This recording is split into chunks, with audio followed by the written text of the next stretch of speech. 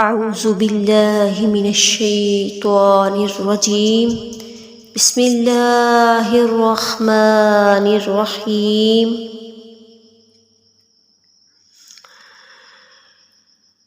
آج ہم پڑھیں گے سورۃ انفطار۔ یہ مکی سورت ہے۔ اس سورت کی کیا اہمیت ہے کہ سیدنا عبداللہ بن عمر رضی اللہ تعالی عنہما بیان کرتے ہیں کہ رسول اللہ صلی اللہ علیہ وآلہ وسلم نے فرمایا، جسے یہ بات پسند ہو کہ وہ قیامت کے دن کو اس طرح دیکھے گویا کہ وہ اپنی آنکھ سے دیکھ رہا ہو، تو وہ کیا کرے؟ اذا الشمس کورت، یعنی وہ سورۃ تکویر پڑھے جو پیچھے ہم نے پڑھی ہے۔ اذا السماء انفطرت، یہ والی جو آج پڑھنے لگے ہیں۔ وَإِذَا السَّمَاءُ انشَقَّتْ کی تلاوت کر لیں کہ یعنی قیامت کا جو نقشہ کھینچا ہے وہ ان تین صورتوں کے اندر ایسی ہے کہ جیسے آپ اپنی آنکھوں سے دیکھ رہے ہیں۔ اللہ اکبر کبیرہ۔ اللہ تعالی ہمیں ٹھیک ٹھیک جو ہے قرآن پاک پر ایمان لانے کی توفیق عطا فرمائے۔ چلیں جی۔ اذا السماء انفطرت، اذا کا معنی کیا ہوتا ہے؟ جب۔ سماء آسمان، انفطرت پھٹ جائے گا۔ فطر کے معنی جو ہوتے ہیں وہ ہوتے ہیں کسی چیز کو لمبائی میں یوں پھاڑنا کہ اس میں سوراخ ہو جائے، شگاف پڑ جائے، اور جو فطور ہے وہ شگاف کے معنی میں ہی آتا ہے۔ تو اس لحاظ سے اس کے جو معنی ہے وہ یہ ہے پھٹ جانا، شگاف ہو جانا۔ تو کیا ہو جائے گا؟ فطر یعنی آسمان میں شگاف پڑ جائیں گے۔ اذا السماء انفطرت، جب آسمان پھٹ جائے گا، قیامت کے دن آسمان پھٹ جائے گا، ٹکڑے ٹکڑے ہو جائے گا۔ اور کیا ہے یہ سورۃ مزمل میں بھی آیا کہ اللہ پاک کا کان وعدہ مفعولا، اللہ تعالیٰ کا یہ وعدہ ہے اور اللہ تعالیٰ کا یہ وعدہ پورا ہو جائے گا۔ اللہ تعالیٰ کے حکم سے کب پھٹے گا؟ جب اللہ تعالیٰ کا حکم ہوگا اور اللہ تعالیٰ کا رعب ہوگا، تب آسمان پھٹ جائے گا۔ وَإِذَا الْكَوَاكِبُ انتَثَرَتْ، واو کا معنی کیا ہوتا ہے؟ اور، اذا جب۔ کوکب کہتے ہیں ایک ستارے کو، اور یہ بھی اردو کا لفظ ہے۔ کواکب اس کی جمع ہے، زیادہ ستارے، یعنی جب ستارے بنتثرت بکھر جائیں گے۔ کیا ہوگا؟ جب ستارے بکھر جائیں گے۔ تو جب اگلی آیت پڑھنی ہے نا، پیچھے والی آیت کو ذہن سے نکالنا نہیں ہے، وہ آپ کے لیے ایک نقشہ بننا اور اس کے تصور لینا آسان رہے گا جب آپ پیچھے سے بھی ذہن سے رکھیں گے۔ پہلے کیا ہوگا؟ آسمان پھٹے گا، پھر کیا ہوگا؟ ستارے بکھر جائیں گے۔ نثرہار اس چیز کو کہتے ہیں جو کسی سے جھاڑ کر الگ ہو جائے، یعنی ستاروں کی جو آسمان کے ساتھ لگنے کی جو قوت ہے، جو کشش ہے، وہ بے ترتیب ہو کر بکھر جائے گی، ادھر ادھر ہو جائے گی۔ ان کا جو قدرتی حسن ہے وہ ختم ہو جائے گا، اس کی مدت ختم ہو جائے گی۔ تو پھر کیا ہوگا؟ اللہ کے حکم کے ساتھ آسمان پھٹے گا، اللہ کے رعب کے ساتھ آسمان پھٹے گا، اور اللہ کے حکم کے ساتھ کیا ہو جائے گا؟ ستارے بھی بکھر جائیں گے۔ وَإِذَا الْبِحَارُ فُجِّرَتْ، واو اور اذا جب۔ بہار سمندر، بحرن ہوتا ہے ایک سمندر، بہار اس کی جمع۔ بحر بھی جو ہے وہ اردو کے الفاظ میں شعر و شاعری میں زیادہ، یا ویسے بھی اردو کی کتابوں کے اندر یہ لفظ استعمال ہوتا ہے، بحر سمندر اس کو کہتے ہیں، بہار اس کی جمع۔ جب سمندر فجرت پھاڑ دیے جائیں گے. تو پھاڑ دیے جائیں گے، فجر کے جو معنی ہے کسی چیز کو بہت وسیع پیمانے پر پھاڑنا. فجر کو فجر اس لیے کہتے ہیں کہ وہ سارے افق پر نمودار ہوتی ہے.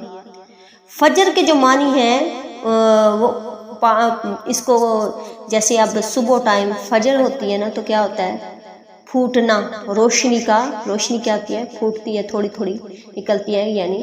تو اس وقت اس طرح جو قیامت کا منظر ہے، سمندروں کو پھاڑ کر اس کے پانی کو دور دور کے علاقوں پر زمین میں بہا دیا جائے گا. تو سمندروں کے لیے فجرت کا لفظ اس لیے آیا ہے. پہلی بات، آسمان پھٹ جائے گا، ستارے جھڑ جائیں گے، یا ستارے جو ہیں ان کو کیا کر دیا جائے گا؟ وہ بکھیر دیا جائے گا. اور تیسری بات کہ اور جو سمندر ہیں وہ پھاڑ دیے جائیں گے. یعنی یہ آپ خلاصے کی شکل میں، لیسن کی صورت میں اور قیامت کے منظر کو ذہن میں رکھنے کے لیے اگر آپ اس کو مزید بھی یاد رکھنا چاہیں تو اپنے بچوں کو دوسری سٹوری سنانے کے بجائے یہ والی ریئل اللہ کے جو احکامات ہیں یہ بتائیں کہ بچوں ایک دن ایسے آنے والا ہے. اپنے بڑوں کو بتائیں، اپنے ساتھیوں کو بتائیں. آپ کیونکہ یہ میسیج آپ تک پہنچ رہا ہے، آپ کے اوپر بھی یہ ذمہ داری بن رہی ہے، یہ فرض بن رہا ہے کہ آپ یہ میسیج آپ کو سمجھ آ رہا ہے تو آپ اس کو بتائیں کہ قیامت کا منظر کون سا منظر ہوگا کہ جب کیا ہوگا؟ آسمان پھٹ جائے گا، ستارے بکھر جائیں گے، سمندر پھاڑ دیے جائیں گے. اب یہ تو ایک نقشہ کھینچ دیا. آگے کیا ہوگا؟ یہ تو قدرتی مناظر جو تھے، جو ہماری زندگی میں رنگینیاں لانے والے تھے، جو ہماری زندگی کو آسان بنانے والے تھے.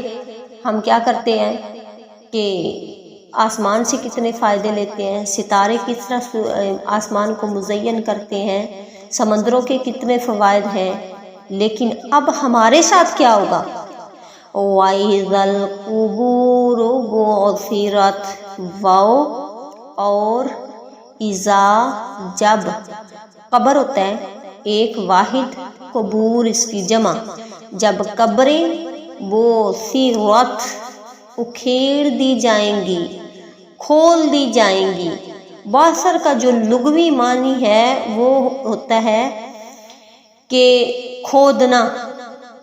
بُعْثِرَتْ مطلب اس کو دو لفظوں کو جمع کیا گیا. حقیقت میں یہ دو لفظوں کو جمع کیا ہے. بعث الگ لفظ ہے اور اثر الگ لفظ ہے.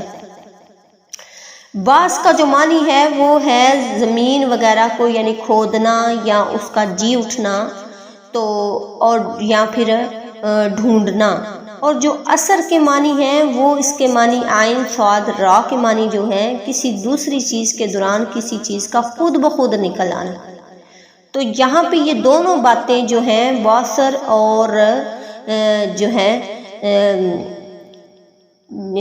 اثر، یہ دونوں کو اکٹھا کر دیا گیا ہے کہ کیا ہوگا کہ زمین جو ہے وہ خود بخود ان کی سارا کچھ الٹ دے گی، اپنے اندر جو کچھ ہے وہ نکال دے گی اور قبریں اکھیڑ دی جائیں گی. یعنی دونوں اس کے معنی جو ہیں وہ اکٹھے آ رہے ہیں کہ مطلب یہ کہ جب قبروں کو الٹ پلٹ کیا جائے گا اور کھودا جائے گا تو مردے جو ہیں وہ باہر نکل پڑیں گے. سارے مردے کیا ہوں گے؟ باہر نکل آئیں گے. تو یہ کب ہوگا؟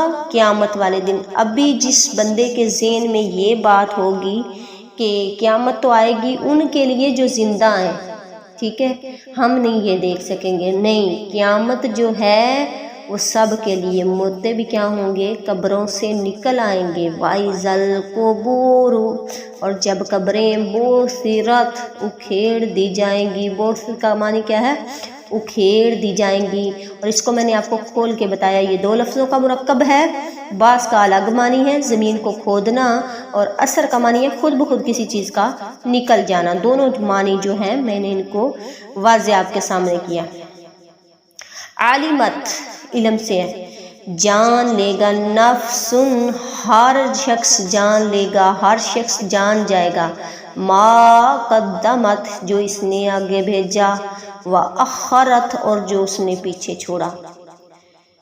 آگے بھیجنا یعنی قدم کیا بتا ہے؟ آگے بڑھانا، اس کا معنی ہوتا ہے آگے بھیجنا، قدم سے نکلا ہے جیسے، وأخرت اور پیچھے چھوڑا، کہ جب کیا ہو جائے گا، یقینی طور پر جو عمل کیا ہے وہ ہماری جو خوش نصیبی ہے وہ بھی واضح ہو جائے گی، ہماری کامیابی بھی واضح ہو جائے گی، اور اگر برے عمل کیے ہیں تو وہ بدبختی بھی واضح ہو جائے گی، اور اس بدبختی کو یعنی ابدی رہنے والا عذاب بھی واضح ہو جائے گا۔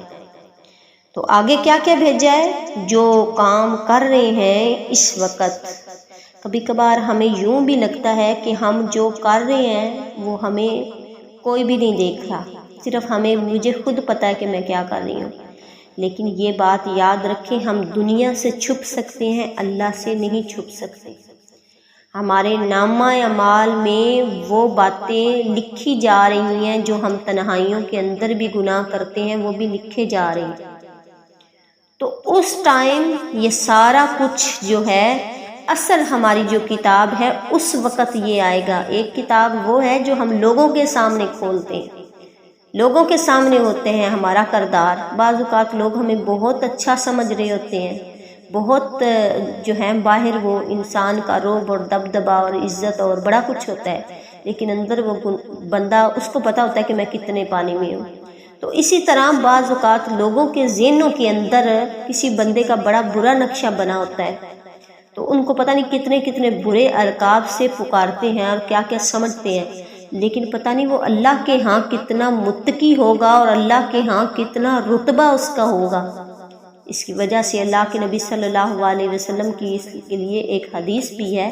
اللہ کے نبی صلی اللہ علیہ وسلم نے منع کیا کہ کسی بندے کو جنتی اور جہنمی کا ہم خود نہیں کہہ سکتے، کہ جیسے ایک حدیث میں مزید بھی آیا ہے کہ ایک جو ناچنے والی ہے اس نے ایک پیاسے کتے کو پانی پلایا، تو پھر کیا ہو گیا کہ اس کی وجہ سے اسے جنت مل گئی۔ تو اللہ اگر عمل قبول کرنے کی وجہ سے، اللہ اگر عمل قبول کرے تو چھوٹا عمل بھی کتنا بڑا کر دے۔ تو اللہ جو ہے وہ مہربان ہے، اللہ رحیم ہے، اللہ غفور الرحیم ہے، اللہ معاف کر دیتا ہے۔ لیکن اللہ تعالیٰ جو ہے وہ نیکی کا ارادہ کر لے تو اللہ لکھنا، فرشتے ہمارا لکھنا شروع کر دیتے ہیں کہ نیکی کا ارادہ کر لیا۔ لیکن جب ہم گناہ کرتے ہیں، جب تک ہم گناہ کر نہیں لیتے، ہمارا گناہ جو ہے وہ لکھا نہیں جاتا، اور اللہ کی جو صفت ہے اس کے حساب سے اتنی بڑی مہربانی کہ نیکی جو ہے وہ بڑھتی رہتی ہے، پلتی رہتی ہے، اور اس کا ثواب 70 گنا زیادہ ہو جاتا ہے، لیکن گناہ ہمیشہ ایک ہی لکھا جاتا ہے۔ تو اس لیے جو بھی کام کر رہے ہیں، اگر ہم نیکی کر رہے ہیں، ہم کیا کر رہے ہیں، تو وہ بھی ہم اپنی پا لیں گے قیامت والے دن۔ برائی کر رہے ہیں تو وہ بھی ہم پا لیں گے۔ دن بھر کی روٹین کے اندر اپنی زندگیوں میں یہ بات شامل کر لیں کہ میں نے جو بھی کرنا ہے یہ مجھے کل قیامت والے دن سب کچھ۔ اور اسی طرح یہ آتا ہے کہ جب ہم صدقہ کرتے ہیں تو ہمیں بتانا پڑتا ہے، دوسروں کو کہتے ہیں ایسا صدقہ اللہ کے ہاں قبول نہیں ہوتا جس کی آپ شہرت کرتے ہیں، جس کی ریاکاری کرتے ہیں۔ ایسا صدقہ کہ جس کو آپ دائیں ہاتھ سے دیں اور بائیں ہاتھ کو بھی پتہ نہ چلے، تو وہ اللہ تعالیٰ کے ہاں پسندیدہ اور افضل صدقہ ہے۔ اور اس طرح کی جو نیکی اگر آپ کریں گے تو دوسروں کو نہیں پتہ، لیکن آپ نے دوسروں کو پتہ نہیں چلانا، کیونکہ آپ کو تو یہ جب قیامت والا دن ہوگا یہ مل جائے گا سارا کچھ۔ جو آپ نے چھپ کے صدقے کیے، جو چھپ کے آپ نے سجدے کیے، جو چھپ کے آپ نے عبادتیں کی، جو چھپ کے آپ نے تسبیحات کی، صرف اللہ کا اور آپ کا معاملہ تھا۔ یہاں تک حدیث میں آتا ہے کہ جس بندے کی آنکھ سے اللہ کے ڈر سے ایک قطرہ ایک مکھی کے سر جتنا، قطرے کے لفظ نہیں آیا، مکھی کا سر کے جتنا بھی آنسو نکل آئے تو اللہ اس پہ جہنم کی آگ کو حرام کر دیتا ہے۔ تنہائی میں اللہ سے ڈر کے تو مکھی کے سر جتنا بھی آنسو نکل آتا ہے۔ تو اس لیے کہ یہ نہ سوچیں کہ میرا کوئی عمل، میری کوئی نیکی ضائع ہوگی۔ اللہ کے ہاں آپ کا، اللہ نے تو بہانے بنانے ہیں بخشش کے، کہ اس کا یہ بھی بات نکل آئی ہے تو اس کو معاف کر دے، یہ بھی بات اس کے اندر نکل آئی ہے تو معاف کر دے۔ تو اس لیے اپنے آپ کے لیے ہر وقت یہ سوچیں کہ میں نے جو آگے بھیجنا ہے وہ مجھے مل جائے گا۔ تو اس کا خلاصہ کیا ہے کہ آج کے سبق میں کیا ہوگا کہ جب آسمان پھٹ جائے گا، جب آسمان پھٹ جائے گا، ستارے بکھر جائیں گے، اور کیا ہوگا، قبریں اکھیڑ دی جائیں گی اور جان لے گا، اچھا سمندر پھاڑ دیے جائیں گے، قبریں اکھیڑ دی جائیں گی، ہر شخص جان لے گا جو اس نے آگے بھیجا ہے اور جو اس نے پیچھے چھوڑا ہے۔